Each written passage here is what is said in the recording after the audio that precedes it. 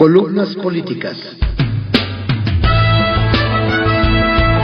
Continuamos con la audiosíntesis informativa de Adrián Ojeda Román, correspondiente al lunes 15 de enero de 2024.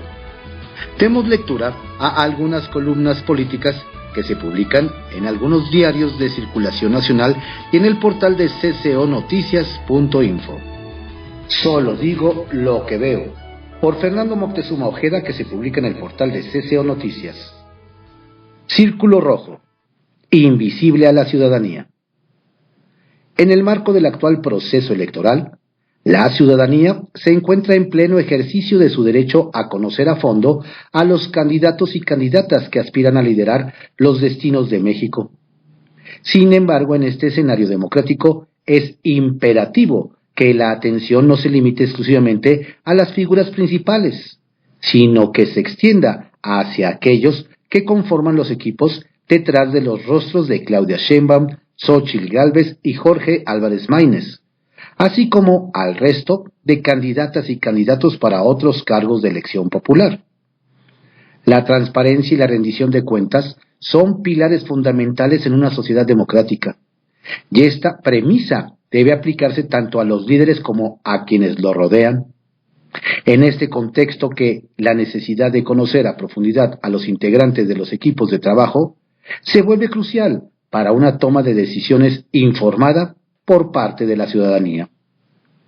Recientemente, Jorge Álvarez Maínez no solo expresó sus críticas hacia la gestión de Sheinbaum y Gálvez, sino que también puso en duda la eficiencia de sus acciones en comparación con la administración de Samuel García en Nuevo León. Estas declaraciones resaltan la importancia de explorar más allá de las candidatas y el candidato hacia los equipos, que por si fuera poco, potencialmente formarían parte del gabinete. Claudia Sheinbaum y Xóchitl Gálvez han presentado sus propuestas en la plataforma política registrada ante el INE. Sin embargo, este documento, aunque es un paso necesario, no ofrece una visión completa de las personas que estarían detrás de la implementación de estas propuestas.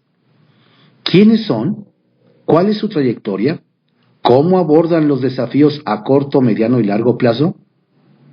La ciudadanía no solo tiene el derecho, sino la urgente necesidad de obtener una radiografía detallada de los equipos de trabajo. Este conocimiento contribuye directamente a fortalecer la transparencia y la rendición de cuentas, elementos esenciales para la confianza en las instituciones democráticas. Es imperativo que esta información se presente de manera veraz y objetiva, sin sesgos políticos o personales.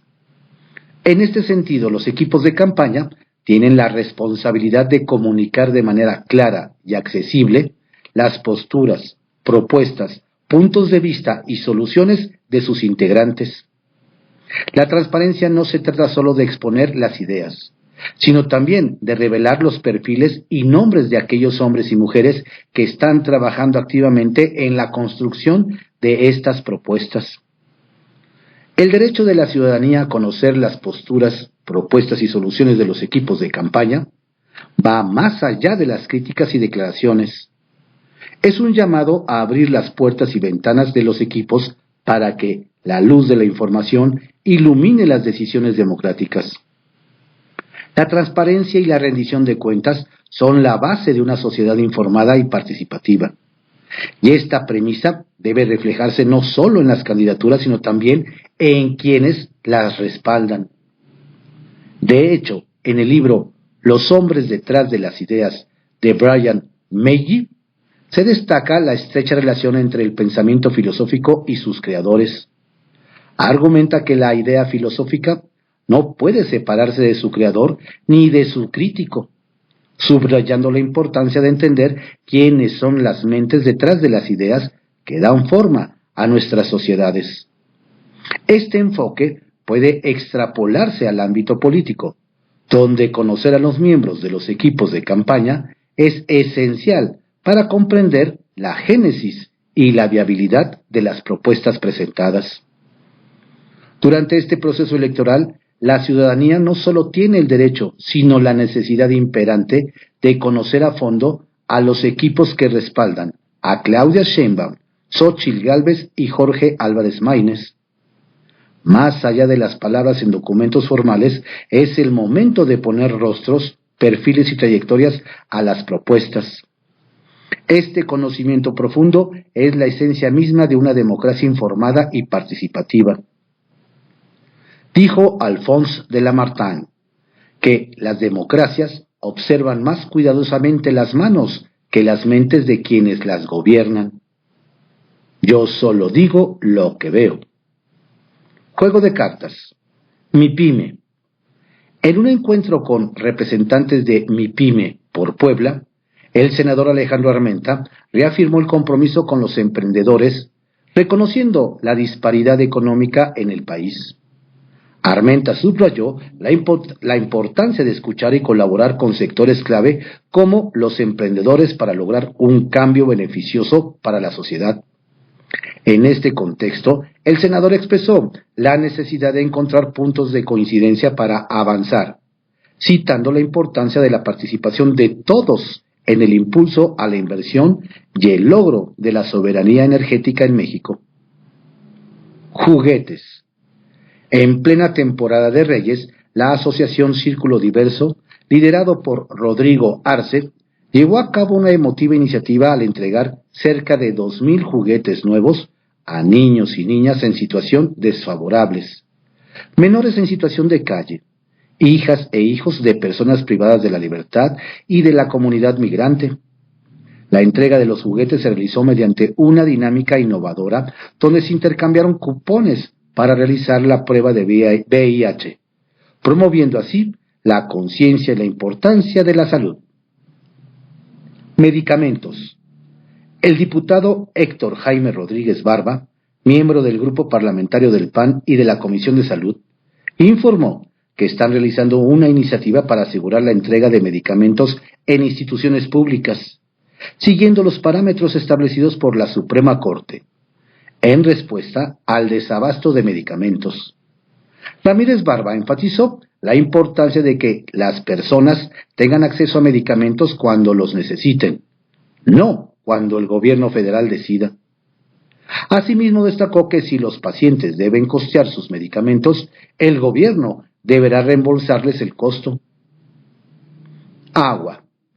El diputado Rubén Gregorio Muñoz Álvarez, presidente de la Comisión de Recursos Hidráulicos, Agua Potable y Saneamiento de Morena, resaltó la importancia del acceso al agua como instrumento de justicia social durante los diálogos por la transformación en materia hídrica.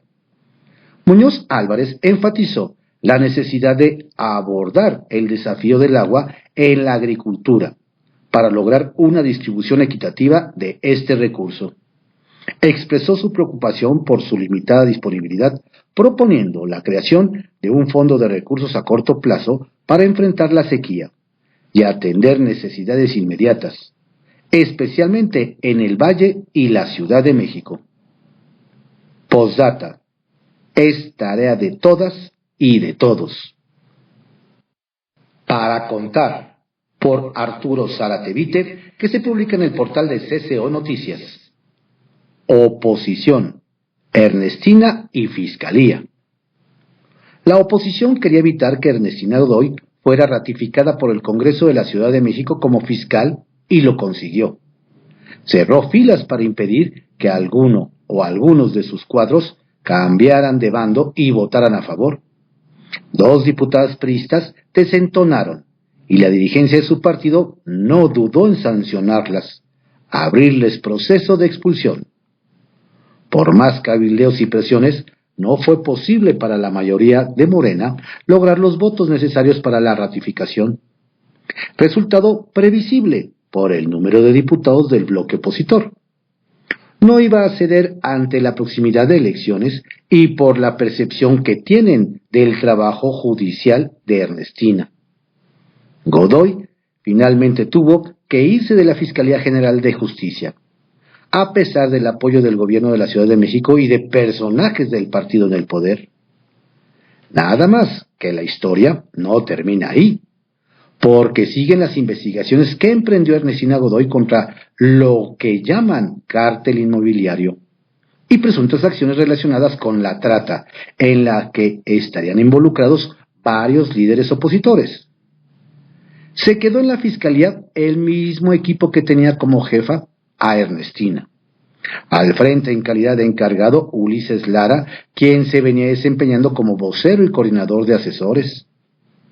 Es muy probable que algunas investigaciones ya estén terminadas o a punto de concluir. Así que nada más habría que esperar a que Ulises tome los hilos de los pendientes para que empiecen a ejecutarse medidas contra presuntos infractores políticos. La oposición lo sabe. Por eso, desde el primer momento que se enteró de quién se quedaría en lugar de la saliente, arremetió contra Ulises Lara. Encontró que apenas acaba de tramitar título y cédula profesional, requisitos que exige la ley para ese puesto para el titular, no para quien solo despacharía como encargado. Empezó a escarbar en su pasado con la finalidad de evidenciar cualquier irregularidad en la que hubiera estado involucrado, probada o no, lo que fuera con tal de dañar su reputación y tirarlo. No parece que vayan a prosperar las acusaciones porque, además de que Ulises Lara solo está de encargado, en tanto se elige a otro u otra para fiscal, tiene trayectoria laboral y académica. Licenciado en Sociología por la UNAM, maestro en Gobierno y Asuntos Políticos por la UNAM y en Dirección y Gestión Públicas Municipal por la Universidad Carlos III de España. Si bien, de acuerdo con su currículum vitae, no cuenta con la licenciatura en Derecho, tiene el grado de doctor en Derecho por la Universidad Ejecutiva del Estado de México. En el servicio público ha realizado diversas tareas. Se ha desempeñado como diputado federal, director general de Gobierno en la Ciudad de México, director de planeación en el Comité de Planeación para el Desarrollo y director ejecutivo de promoción y fomento de programas de vivienda. Por lo tanto, si los opositores pensaban que al sacar a Ernestina Godoy de la Fiscalía se acabarían sus preocupaciones con la justicia, el ascenso de Ulises no los dejaría dormir tranquilos.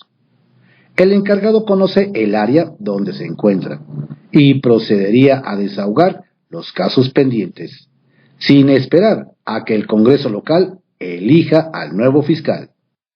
Aquí en el Congreso, por José Antonio Chávez, que se publica en el portal de CCO Noticias. Cancún cerró 500 negocios por delincuencia. La declaración de la presidenta de la Cámara de Diputados, Marcela Guerra, sobre la violencia que genera el narcotráfico es un tema de seguridad nacional. Desde luego que es más que significativo para atender. La legisladora estableció en su mensaje que se debe entender que lo que sucede en Ecuador es una advertencia para el resto de las naciones latinoamericanas. Esa violencia derivada del narcotráfico es un flagelo que México no está exento.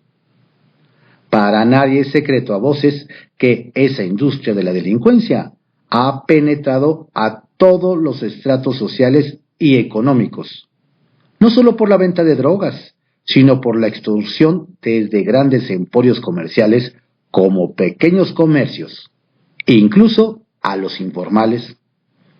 Como dato, apunte que en Cancún, por citar solo un ejemplo, este año pasado el empresariado denunció el cierre de 500 negocios de todos tamaños por el pago de extorsiones en el derecho de piso. Ese destino turístico forma parte de los 5 destinos más importantes en su visita de extranjeros a nivel mundial. En la misma situación de penetración están Tulum, Playa del Carmen y Cozumel. Y lo más grave, ni quien diga nada. ¿Se imagina en Acapulco cómo estaban antes del huracán? Desde luego que en la misma situación. Anote Huatulco, La Paz, Los Cabos, Mazatlán, etc. Marcela Guerra, por ello, llamó con urgencia a fortalecer, hoy más que nunca, a las instituciones y utilizar la inteligencia táctica, estrategia operativa para preservar la seguridad e integridad del Estado mexicano con gobernabilidad. Como una forma de crítica, Señaló que las instituciones, las mismas que el presidente señalaba que se fueran al diablo, deben estar al servicio de la gente y no ser utilizadas para la persecución política, como es el caso justamente contra los opositores. No pierda de vista los señalamientos, también de la oposición, que se registran de la intromisión del narcotráfico o la delincuencia organizada en las diferentes elecciones del país. Desde luego que ese escenario, la presidenta de los diputados estableció claramente que México transita en un periodo delicado ante las elecciones del 2 de junio próximo, que se renovará la presidencia de México, el Congreso de la Unión, Senado y diputados, y 9 gubernaturas, además de congresos locales y municipios. En total serán 20.375 puestos de elección popular. La gravedad de las elecciones radica en municipios que están totalmente intervenidos por la delincuencia organizada, al grado de tomar el control una vez que asuman los cargos. Vaya, antes al menos imponían al candidato. Ahora deja que disputen, ya al que gane, del color que sea, lo someten. La pregunta es muy sencilla. Si el gobierno federal tiene la información, entonces ¿por qué no se actúa? Pues se imagina que pensarán de esta tibieza los empresarios y comerciantes de todos los tamaños en el país que han cerrado por falta de pago en el derecho de piso, amenazas de muerte o incluso de la pérdida de familiares por no cumplir. Obviamente que el tamaño de impotencia es mayúsculo. Descalabra Dante impugnación al presidencial de MC. ¿Se acuerda de la senadora Indira Kempis, que buscó participar como aspirante presidencial por su entonces partido, Movimiento Ciudadano, y que sufrió la marginación de su dirigente nacional y propietario Dante Delgado?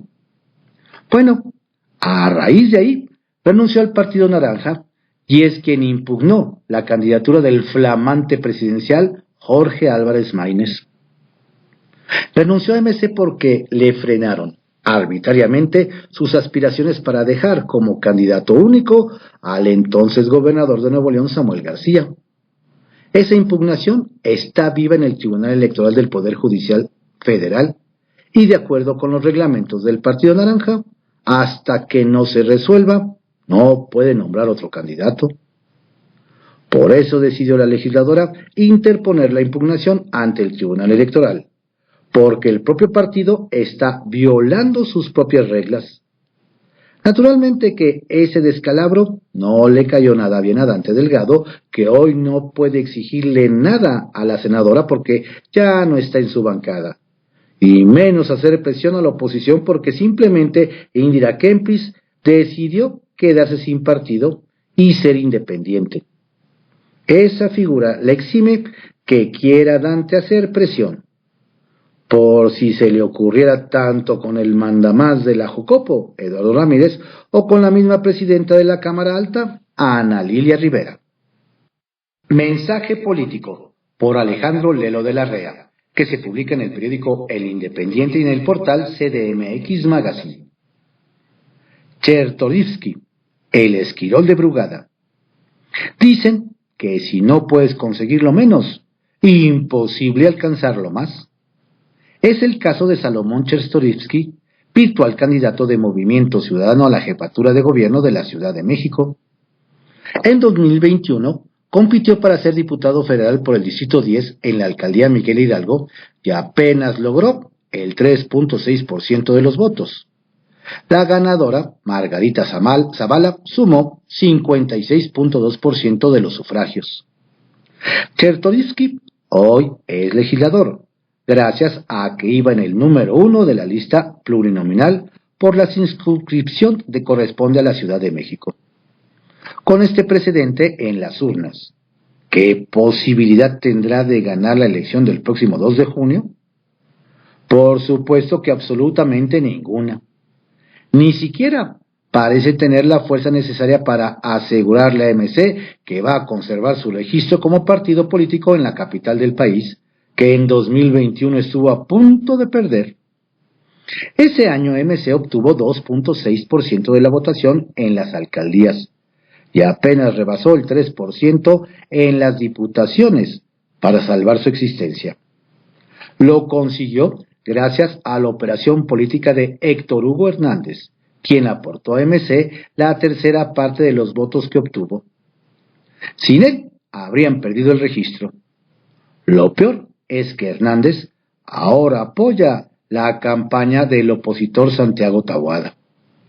Entonces, ¿cuál es el papel de Chertorivsky? No lo puede ocultar. Llevarse algunos puntos en la elección para quitárselos a Taboada y que sean definitorios en una contienda tan cerrada como la que se vislumbra en la capital del país, y ello beneficiará a la abanderada oficial Clara Brugada. Es decir, Chertorivsky jugará el vergonzante papel de esquirol de Morena y su candidata. El colofón de su aportación como hacedor del trabajo sucio para el régimen será la noche de la elección, levantarle el brazo a Brugada. Eso es lo que busca, pero en el camino se le pueden complicar las cosas. El papel de Chertorivsky no debería extrañar. Es lo mismo que hará Jorge Álvarez Maínez si al final de cuentas aparece en la boleta como candidato presidencial de MC. Son perfiles parecidos. Ambos provienen de la vieja escuela política, aunque se digan que son la nueva política. Igual que Maínez, que ha sido un trapecista político, a sus 49 años Chertorivsky ha trabajado para el PRI, el PAN y el PRD. A finales de los años de 1990 formó parte del gobierno de Ernesto Zedillo, en la Secretaría de Desarrollo Social, donde su jefe era el hoy embajador de México en Washington, Esteban Moctezuma. En 2002 se fue a colaborar en el gobierno del periodista Lázaro Cárdenas en Michoacán, como responsable del sector social del gabinete. Ahí coincidió con Alejandra Barrales, quien fue secretaria del ramo. Ambos cometieron un grave error desde esa posición. Para cumplir con el programa de entrega de útiles escolares gratuitos, compraron productos de origen chino y causaron un enorme daño económico a los comerciantes de Michoacán. Luego, Chertorivsky trabajó en el gobierno de Felipe Calderón como secretario de Salud y director del Seguro Popular, defenestrado y extinguido por el presidente López Obrador, a quien hoy va a servir de manera indirecta. Chertorivsky como esquirol de Brugada. En el gobierno priista de Miguel Ángel Mancera en la Ciudad de México, el cual es calificado como el más corrupto en la historia reciente de la capital por Claudia Sheinbaum, a quien sirve directamente Chertorivsky, fue durante 5 años un gris secretario de Desarrollo Económico. Hoy es esquirol de Brugada, en espera de que le dé algún cargo o contratos para él y sus amigos, en caso de que eventualmente gane. Lo veremos. Pregunta sin ofensa, por Karina Aguilar, que se publica en el diario 24 Horas. Una ayuda para Claudia.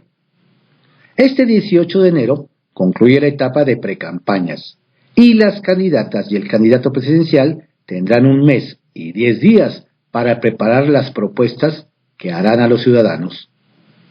En los últimos meses los mexicanos hemos tenido un esbozo de cuáles son los temas que Claudia Sheinbaum, precandidata de Morena, PT y Partido Verde, así como Xóchitl Gálvez, precandidata del PAN, PRI y PRD, plantearán en sus propuestas. La candidata del partido en el gobierno, Claudia Sheinbaum, hasta ahora solo ha hecho el compromiso de continuar con la Cuarta Transformación, es decir, mantener la misma política que el actual gobierno, esa que tiene al país sumido en la violencia, sin medicinas, sin crecimiento económico, sin políticas públicas para las mujeres violentadas y sin estancias infantiles. En tanto, la candidata opositora Xóchitl Gálvez ha señalado que cambiará la política de abrazos hacia los delincuentes, regresará a las estancias infantiles, además de mantener los programas sociales, dará atención dental a los adultos mayores. Impulsará la inversión a través del nearshoring, entre otros temas. De quien todavía no tenemos una idea de las propuestas que hará es el recién nombrado precandidato del Movimiento Ciudadano, Jorge Álvarez Maínez, cuyo esfuerzo lo ha centrado en agredir a través de las redes sociales al PRI, el mismo partido en el que inició su carrera política. Desde Morena insisten en que su candidata ganará la elección de junio con una amplia ventaja frente a su principal contrincante de la oposición. Entonces, si la candidata del partido en el poder va tan bien como dicen, ¿por qué desde Palacio Nacional han comenzado a preparar el camino para controlar los órganos que van a organizar y calificar la elección del próximo 2 de junio? Si van tan bien como dicen, ¿por qué el presidente presentará reformas constitucionales que sabe perfectamente que no pasarán, pero servirán como promesas electorales? Las campañas iniciarán de manera oficial el próximo 1 de marzo, pero el 5 de febrero, el primer mandatario enviará al Congreso de la Unión al menos diversas iniciativas que lo único que generarán será ruido electoral porque difícilmente serán aprobadas por el Congreso en los 2 meses que tiene el periodo ordinario. Si van tan bien, la candidata oficial, porque el presidente Andrés Manuel López Obrador necesita enviar 8 meses antes de que concluya su gobierno iniciativas para aumentar el salario mínimo, reformas a las pensiones, al Poder Judicial y en materia electoral.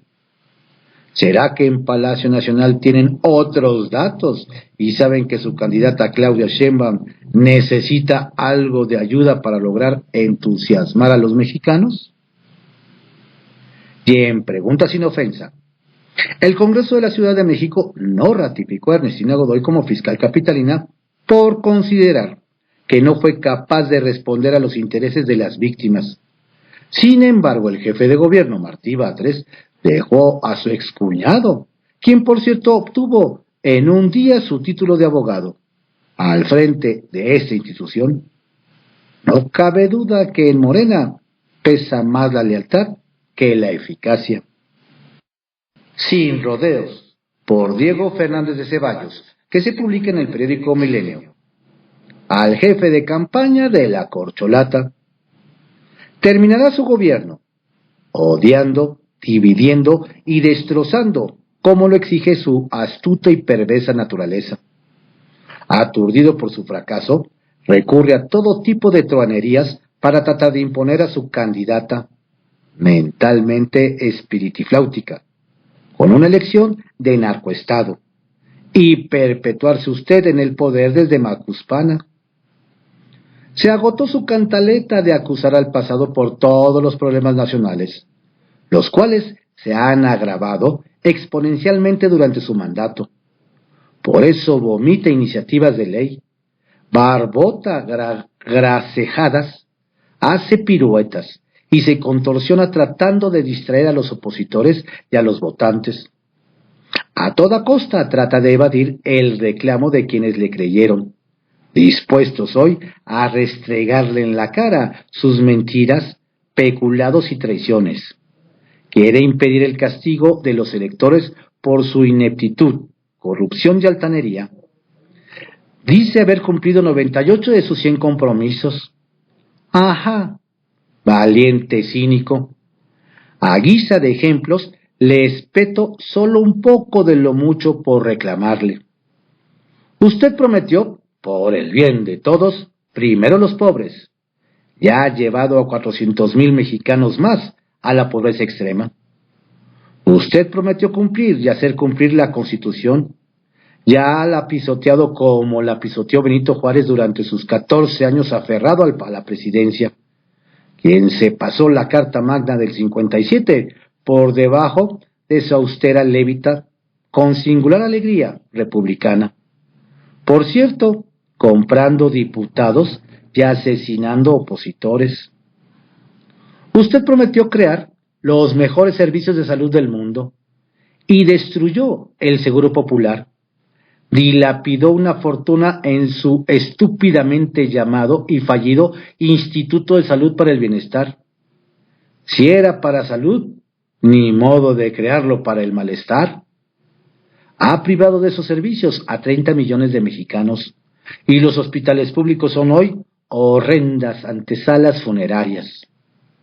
Usted prometió esa idiotez llamada humanismo mexicano y ha dado la espalda al dolor de las mujeres, los niños con cáncer, los azotados por el huracán y a todos quienes sufren desolación y violencia. Usted prometió resolver el caso Ayotzinapa y se ha dedicado a perseguir a quienes atraparon a los sicarios, a liberar a los asesinos confesos y a burlarse de los deudos, quienes lo acusan hoy de tramposo y puerco. Usted prometió respetar la división de poderes y las instituciones republicanas, y las ha perseguido con saña de vulgar autócrata. Usted prometió pacificar al país en los primeros 6 meses, y lo dejará en un interminable baño de sangre, bajo el imperio de las organizaciones criminales más siniestras. Usted prometió acabar con la corrupción, y es usted quien la encabeza, disponiendo del erario público como si fuera propio y sin rendir cuentas. Usted prometió no mentir, no robar, no traicionar, y precisamente a eso se ha consagrado. Es increíble hallar en una sola persona tanta miseria moral. Estas fueron algunas columnas políticas que se publican en algunos diarios de circulación nacional y en el portal de CCO Noticias. En la audiosíntesis informativa de Adrián Ojeda Román, correspondiente al lunes 15 de enero de 2024. Tenga usted un excelente día, una estupenda semana. Por favor, cuídese mucho, abríguese. Reciba cordiales saludos de su servidor, Adrián Ojeda Castilla. La audiosíntesis informativa fue creado por Adrián Ojeda Román en 1971 y actualmente es producida por Corporación Comunicativa Ojeda, CCO Noticias.